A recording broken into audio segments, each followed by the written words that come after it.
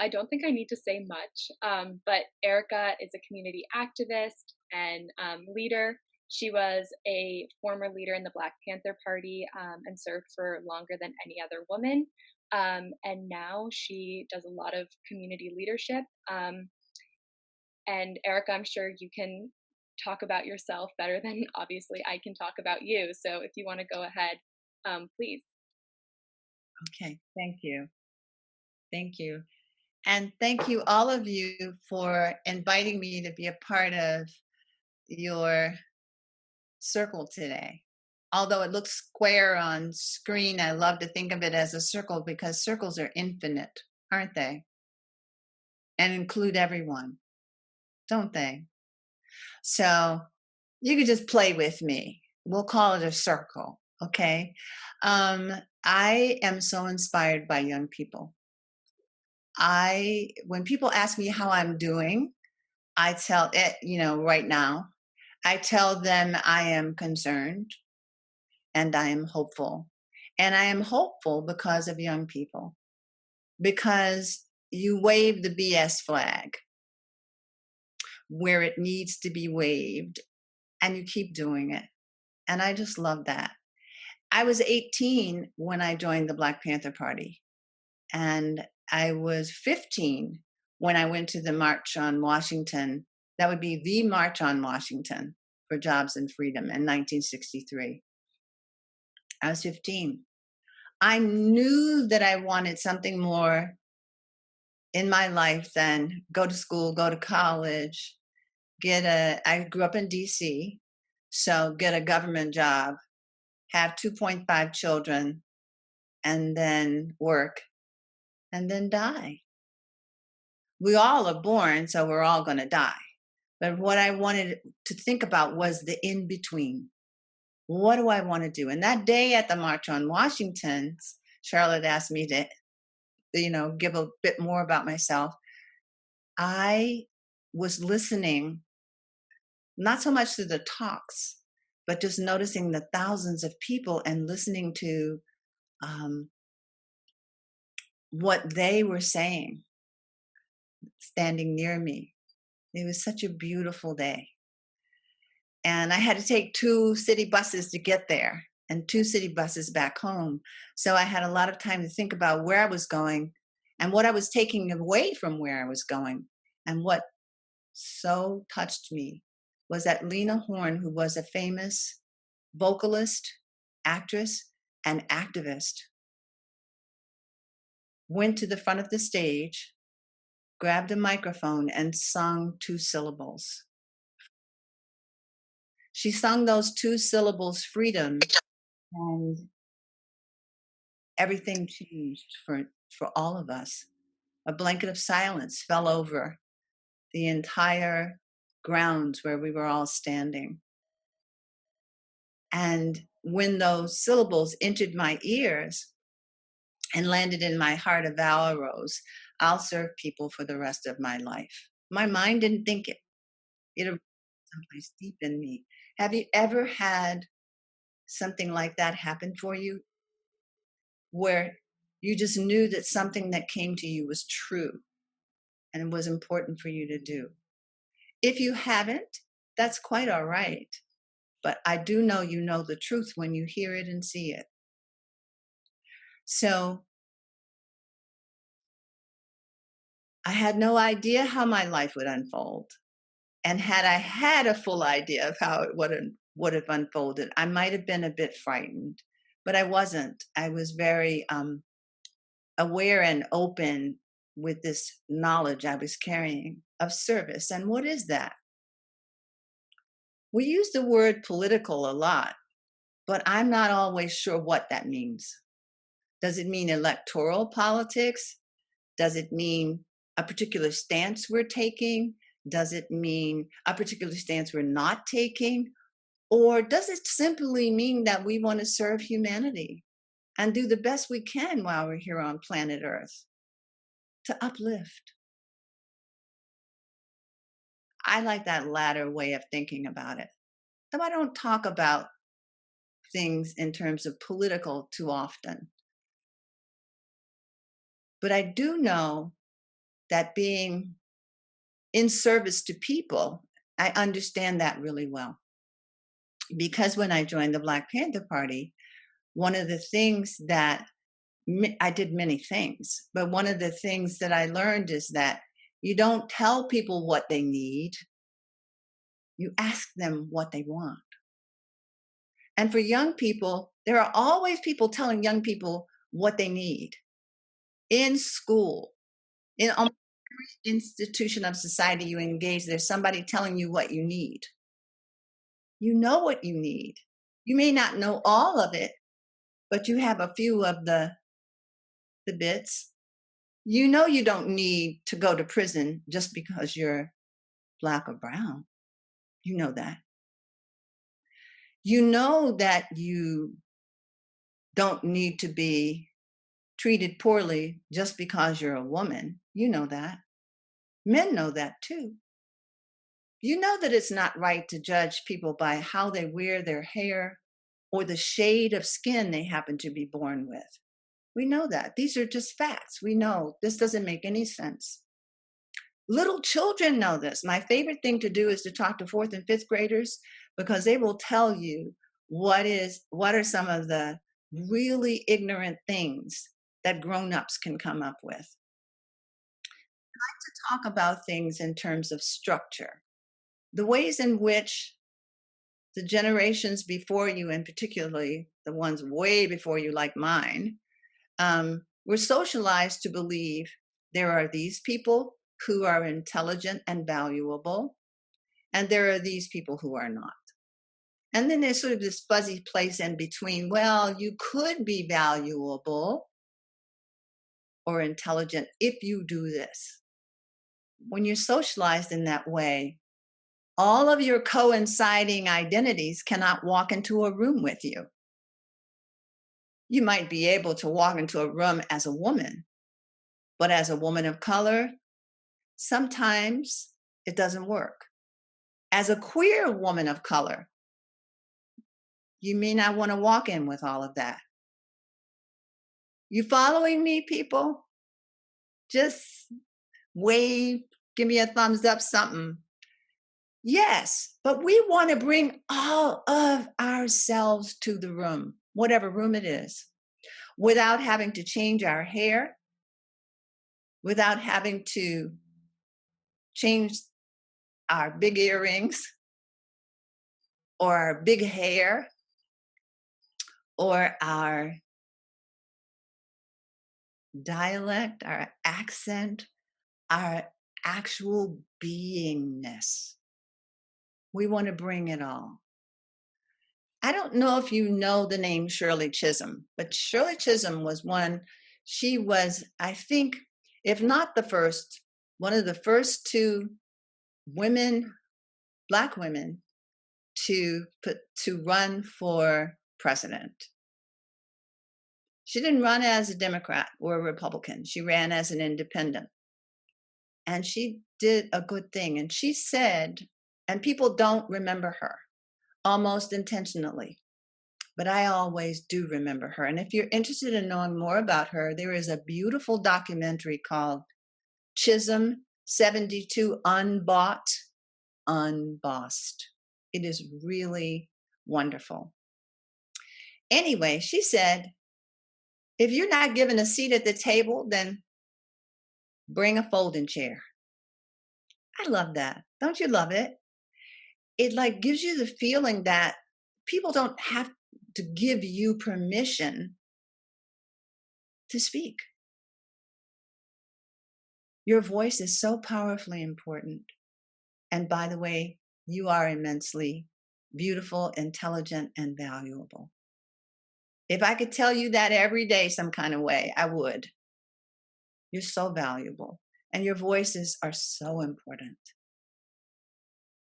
So Charlotte let me know in an email that it might be nice to hear about the Black Panther Party's community survival programs. Is that correct?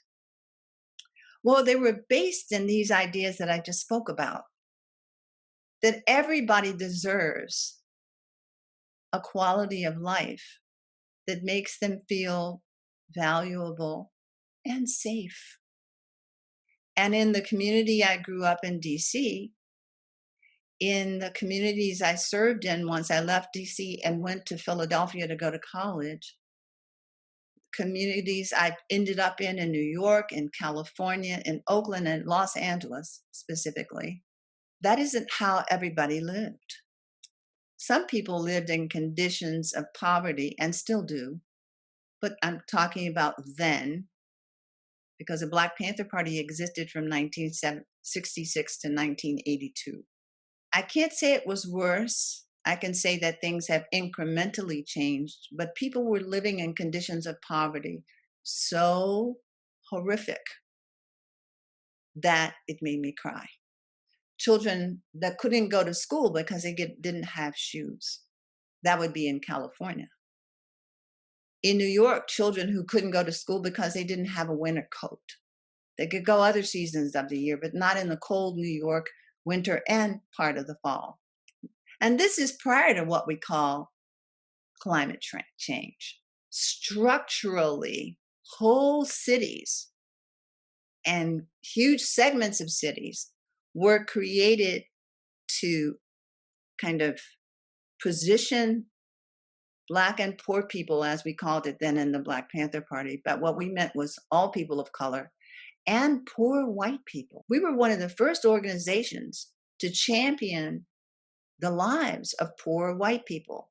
And by the way, in Chicago, where there was a big chapter of the Black Panther Party, Fred Hampton, who was the leader of the Black Panther Party then, remind me to tell you more about Fred later, okay? But he formed something called the Rainbow Coalition. Now, there are people who believe that a later political, quote unquote, leader formed the Rainbow Coalition. It's not true. It was Fred Hampton. He said, Black and brown and poor white people should work together. And he and a team went to Appalachian communities where people were wearing Confederate flags on their shirts and their hats and said, we're just like you. Black people and poor white people got the same conditions. And they agreed and they worked with Fred and his team. Because what? They didn't have adequate housing. They didn't have adequate food. They didn't have decent education for their children or any of the other things that you might have read that were wanted through the 10-point program and platform of the Black Panther Party. If you haven't read it, do read it. I'm sorry to say that the things that we believed then and that we wanted then are not ours. So we live in a kind of an apartheid in education, in housing, in healthcare, and in the basic necessities of life. And as you know, right now, during the COVID pandemic, Black and brown people are dying at higher rates. And one doctor asked if that was because they are ignorant of mask wearing and social distancing. No, that isn't it. There are people, if we are staying at home, there are people who are braving the dangers of this very amazing virus. It's amazing because it is new to us. We don't know what to make of it or how it works.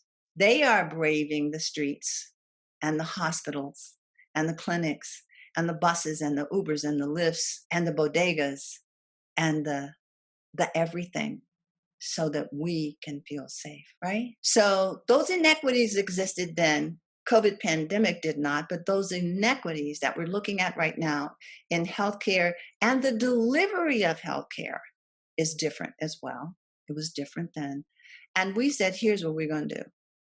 If we wait on the government, we'll be old folks before it happens. But we were by the way, I told you I joined the Black Panther Party when I was 18. But however, the median age of Black Panther Party members was 19. So like we were just ready to go. So we asked people, well, what do you need? And we had 40 chapters all over the country. I mean, huge chapters of people who informed us what was going on where they lived in the United States. And then there were chapters that popped up in Auckland, New Zealand, with the Maori and other indigenous peoples, in Australia, in Mexico, all over Africa, in places in Europe where there were huge populations of African and Middle Eastern people, in South America, in Brazil. I guess I would say that maybe Antarctica was the only place where a party chapter didn't really exist. But there was probably somebody there. You know what I mean? Probably. So when we went to ask people what they wanted, they would say food for our children. Okay, that was the first community survival program. We can't send our babies to school with no breakfast. Some people have breakfast people still, and some don't.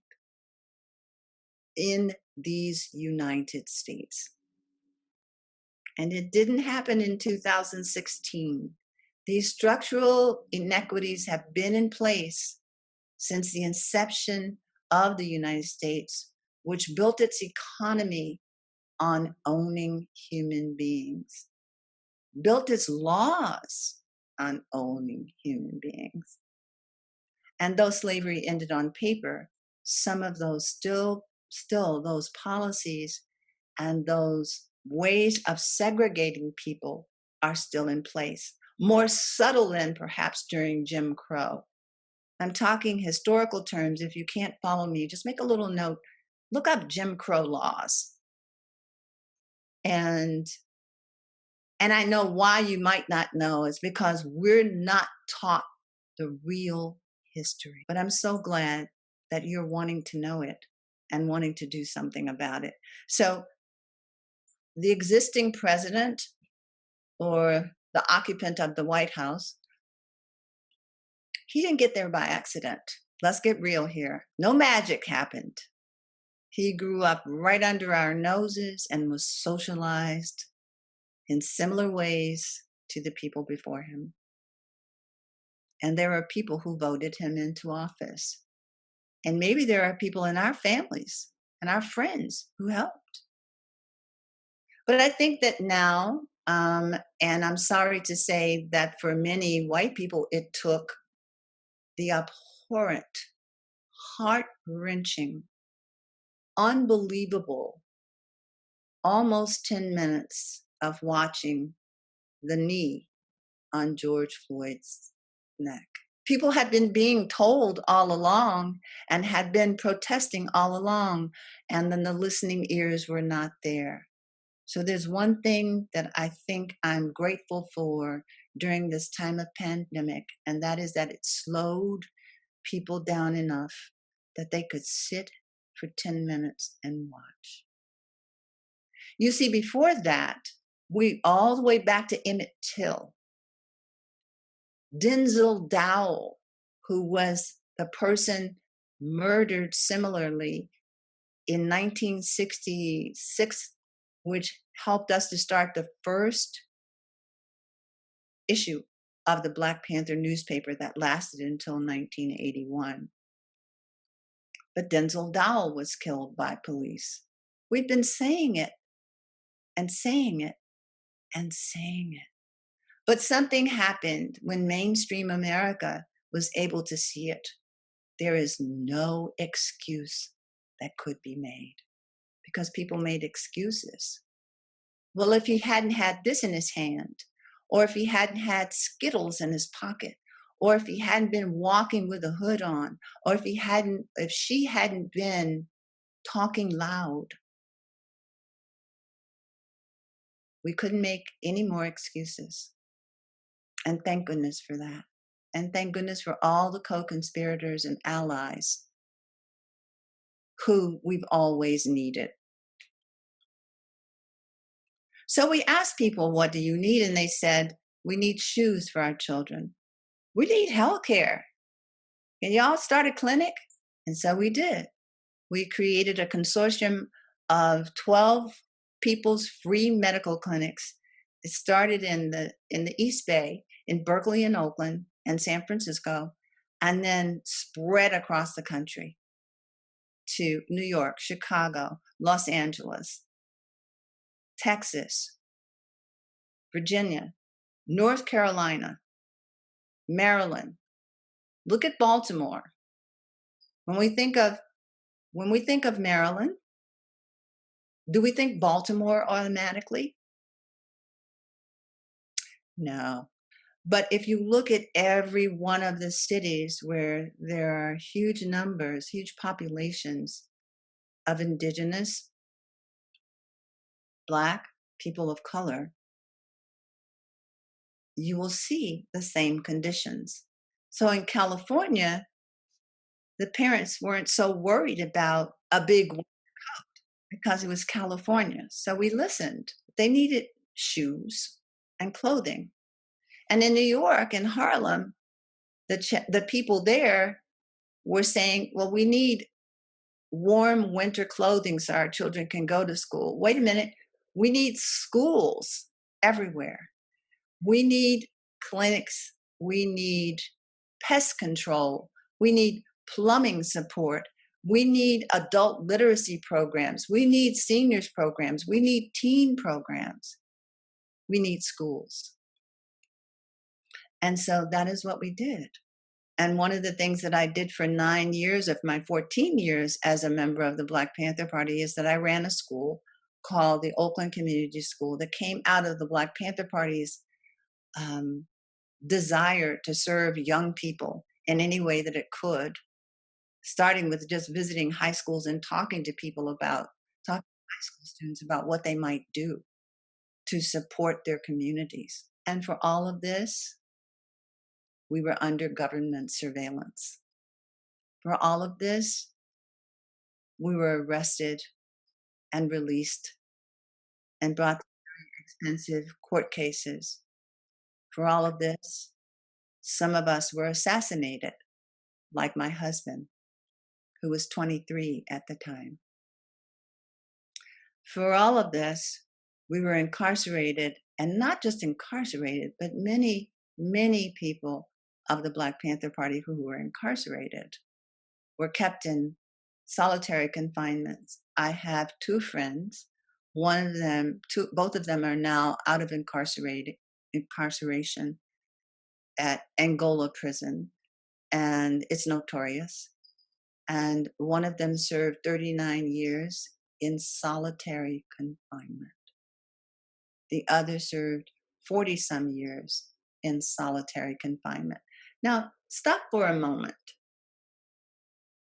and think about why. Think about why. How is that helpful? How does that restore anything? Were they actually guilty of the crime they were charged with? Well, in these two instances, they were not. But even if they were, why? Keep humans, and us humans, we love to be in contact with one another, don't we? That's one of the things we don't like about so-called sheltering in place. We get itchy about being alone, but imagine the violence of that. And so, but we got called violent for defending our communities with these kinds of programs, and at the same time talking about redistribution of the wealth, which anybody with two eyes and some ears could see needed to happen. And at the time, the end to the war in Vietnam.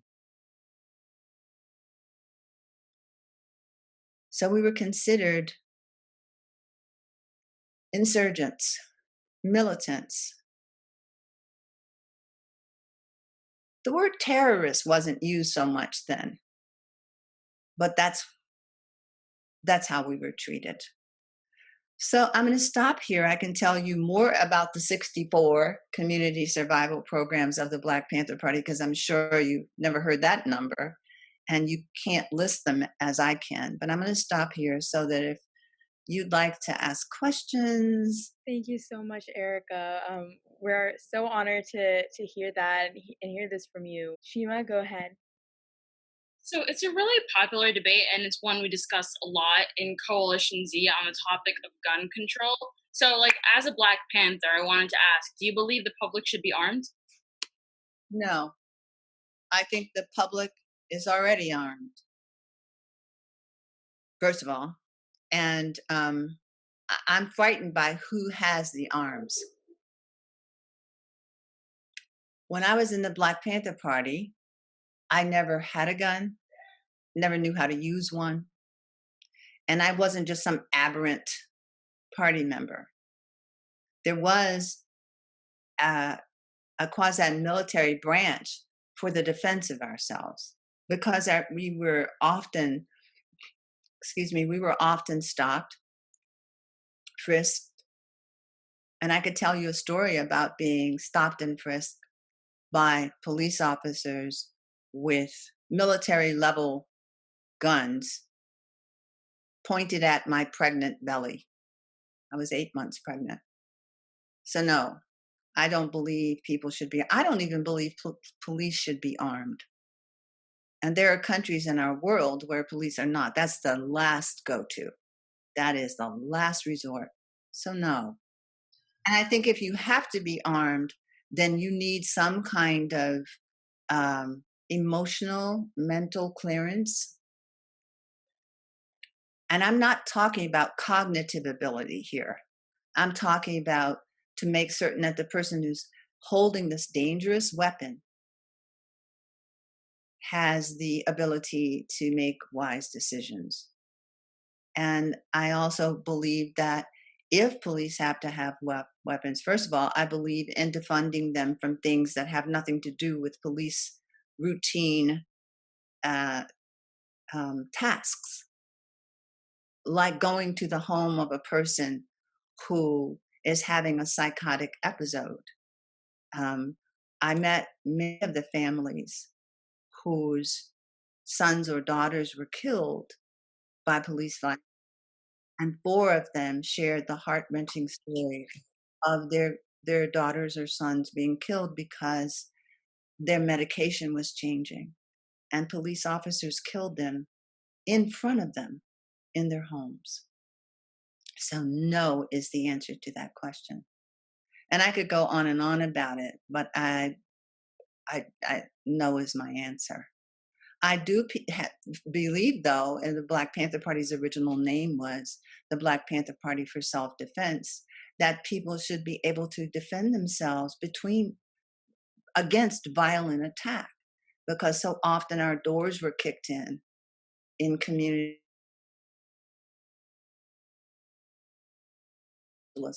just because a police officer felt that they could.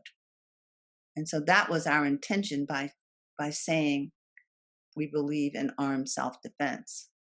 But it didn't turn out to be, since the arms are not in the hands of people in community, the power of the gun power, the weapon power is in the hands of the United States government.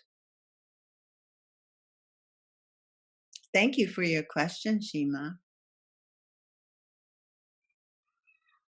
Thanks so much. So Halen has a question. Halen, do you want to unmute yourself and ask? If not, we can ask for you. So, so she says, what do you think, or what do you think about Black History Month? I'm asking this because in my eyes, there should not be just a single month where Black history is celebrated and taught. It should be taught all year round. And in order for that to happen, Black History Month has to go. It shouldn't be a single month. So it seemed to answer the question for you, but what are your thoughts on this? I agree. I don't think any history should be relegated to, it used to be called Negro History Week. It wasn't a month when I was growing up in DC. And we made fun of it. Oh, we should cram all of our history into one week and pull out some soul food. We had to laugh because that kept us sane. But I think it's true. I think that all children in the United States should have the real history of the United States. History books are still devoting less than one chapter, and in some history books, not at all, to the reasons for the Civil War, the reason for the Confederate flag, and the horrible institution of American slavery. Because we live in a country that's been afraid to talk about race. Thank goodness you are not. Not you, Highland, and not you, Durga or Charlotte, and all of the others who haven't met yet. But there are still people who are afraid to talk about it because of their own personal fear. This is bigger than any one of us. So having the true history as a part of our history and social science and political science classes at the elementary through high school level is supremely important for everybody. And then we wouldn't be reproducing the socialization that has gone on for centuries. Then when I would say as a younger woman, I would say, this is before the Black Panther Party, I don't think it's fair the way Black people are treated in Washington, D.C. Because I watched police roll up on any good given corner where I grew up and just snatch somebody out of their car or snatch a person walking and start beating them. And I remember when one person said to me, oh, you're just reacting. That's not a sane response to hearing about a hostile experience, is it? It's one based in fear, though. So I think that maybe Highland, you will write a history book that can be used in all the schools. So all the teachers have to learn the history because teachers are not taught this history. Did you know that? When I was a professor, I worked with a teacher cohort, and they were going to be elementary school teachers, and we were talking about race and gender because I was teaching women and gender studies at the time. And they were really pissed off that they were hearing for the first time that the term women getting the right to vote happened in 1920, 21, but Black women couldn't vote until 1964, and now it's again in question. So we don't know our history. So therefore we give pushback when somebody says there is racism, as if we're making this up. As if it didn't exist until we opened our mouths and we said that those babies at the border in lockdown, that's the real lockdown. It has nothing to do with COVID. Those babies at the border do not deserve to be there and separated from their parents. They're not criminals.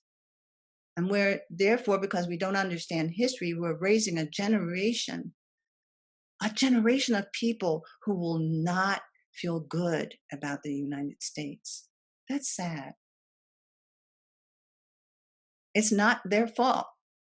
And yet they're expected to rise above it. So that's a great question. I agree with you, and I do. Are you a writer, Highland? I had a feeling. So all of you, use your skills, use your experiences, use your good hearts and your brilliant minds to do what has not yet been done. We tried our best in the 60s. I don't think we failed. It's just that so many of us got killed. And not all of our passion went away, but our ability to make change from jail or from the grave or from the fear of our families being harmed was not the best place from which to fight, but we can continue. Is there another question? These are such great questions. Thank you. No, thank you so much, Ericka. Lucia has a question next. Hi, I know you mentioned him briefly, but can you speak more about Fred Hampton's legacy of giving power to people who are neglected and harmed by our institutions and government, as well as his legacy of making activism and protest intersectional and inclusive? How do I talk about Fred Hampton? He was just such a gorgeous human being. And I think he was born endowed with the ability to speak eloquently and simply. He wasn't doing it because a teacher said, you have to write a 10-minute talk. It just came straight away from his heart, right? And I don't know if everyone knows who Fred was. He was a leader of the chapter of the Black Panther Party. Did you know a documentary film is being worked on right now? Yes. And so just put in, not a documentary, sorry, there's already a documentary, a feature film on Fred Hampton. So if you put in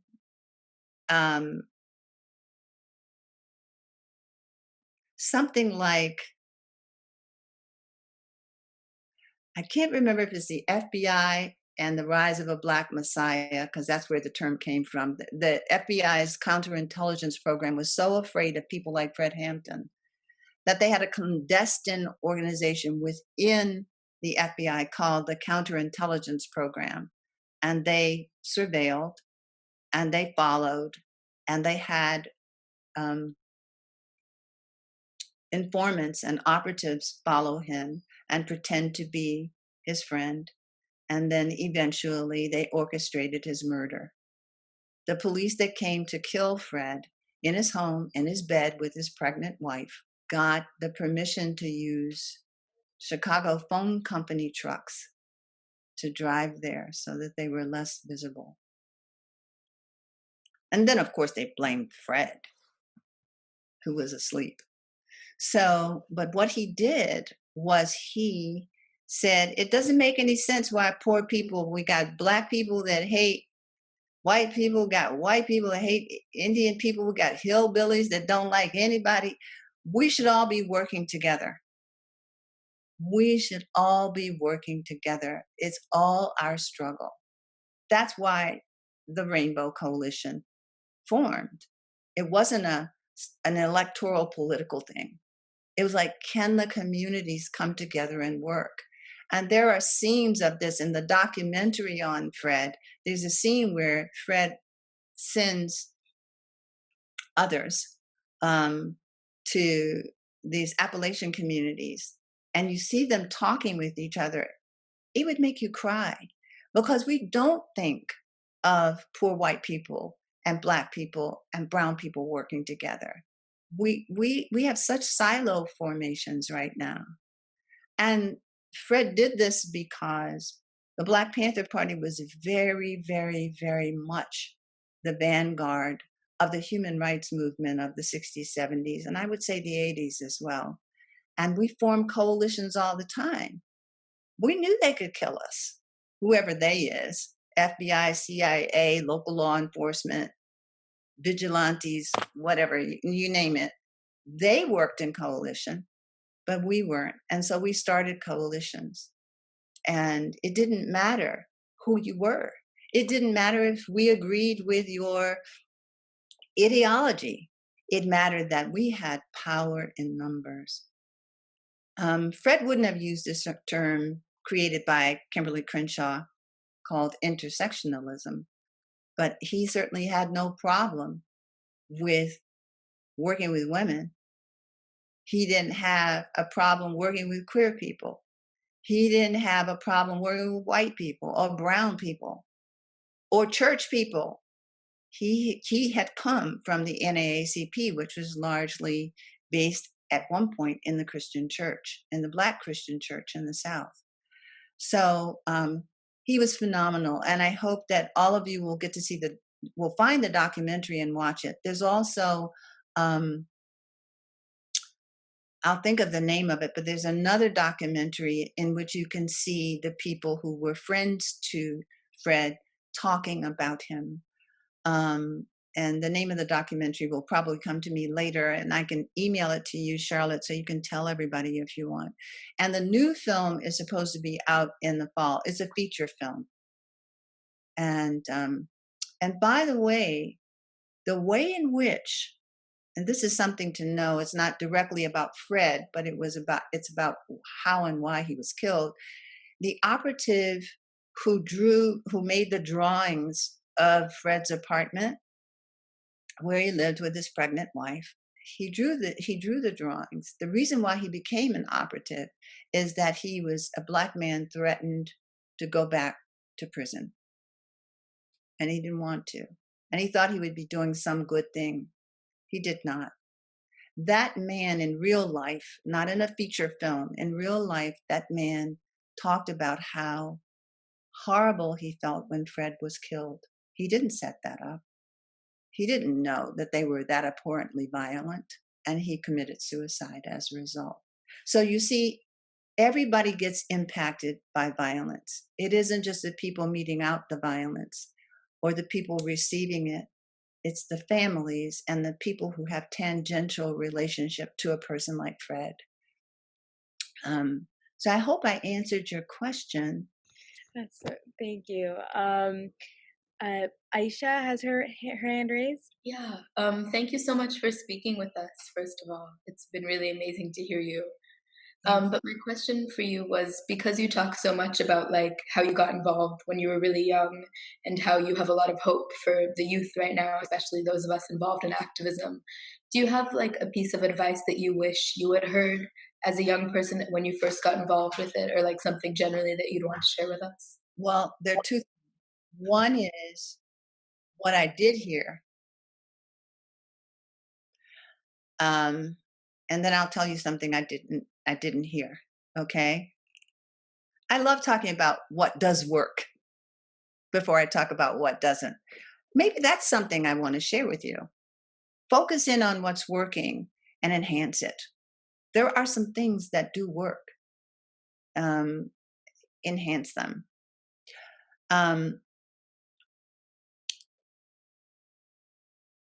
But there was a lot of love in our movement. And we tried to keep it at the core of the movement. And Fred, again, is an example of that. He wasn't a person who said, hate this one and hate that one, or kill this one or kill that one. He was about self-defense, but that's different. Every human being should have the right to defend themselves in ways that are like our community survival programs, or in whatever way they can to protect themselves and their bodies and the bodies of their family members. But what I heard over and over again from Fred, from Bobby Seale, from Huey Newton, from the women in the party, and by the way, there were more women in the Black Panther Party than men. Did you know that? But you're not hearing about them yet. It took a long time for people to recognize that they should start writing about the women in the Black Panther Party. At any rate, Aisha, love was a central focus, our love for the people, as we would put it. We have to have love for the people in whatever way they present. And one of my favorite quotes of all time is from Che Guevara, who you may know was a very famous, a famous human being, killed very violently by a collusion of governments. And he was an amazing doctor, an amazing revolutionary. And his quote is real simple, and I'll share it with you.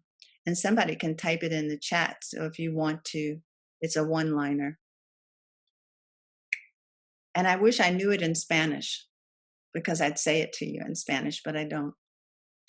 At the risk of seeming ridiculous, a true revolutionary is guided by great feelings of love.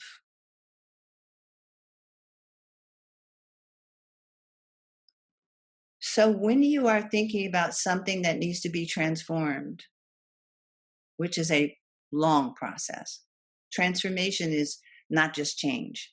It is more like a little caterpillar that becomes a butterfly. That's transformation. Change is you move one person out of the White House seat and put another one in without transforming the office itself. So anyway, I wanted to share that quote with you. And then the thing that I wish I had heard is take care of yourself. When I was going from one funeral to the next and one task to the next without even thinking about how great the work was that we were doing, we didn't have time. We worked 19-hour days. I have learned to tell people now, practice radical self-care, which would distinguish it from a manicure, pedicure, or a spa day. No, we're talking radical self-care. You find time for you, Aisha. Time for you. No, not for your girlfriend or your boyfriend or your mother or your family. For you, where there's nobody else there, is you doing something good for you. I can't tell you how many, particularly young women of color, have come to me in tears having heard this, saying, you mean I can sleep? I could sleep in one day? You should take a whole day. Are you in it for the long haul or are you a sprinter? You need to decide that. You need to decide. If you're in for the sprint, yeah, work 19-hour days and eat junk and don't take care of your mind and your body.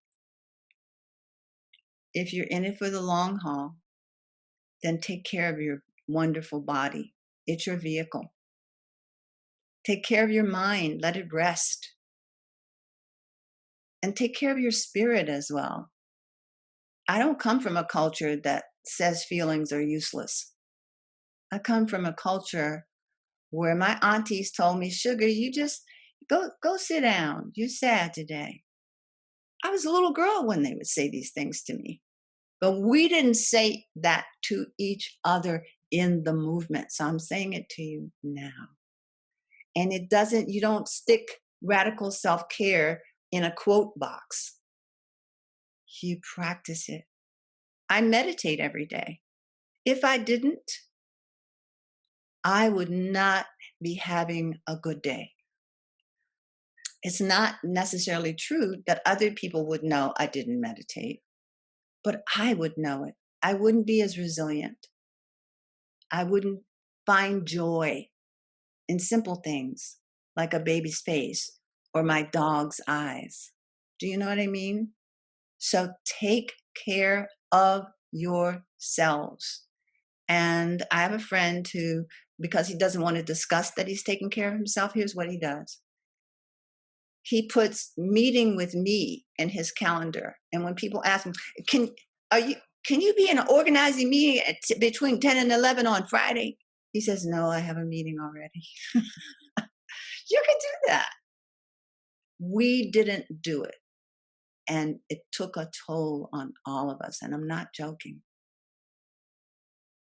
So thank you for these beautiful questions. I assume we're almost out of time, aren't we, Durga? Yeah, we're almost. I mean, it's however, if you're willing to stay any longer, I'm sure we'd love your presence. But you also must again take care of yourself. So I'm not sure how many people had to hear that, but thank you so much for sharing all of this with us.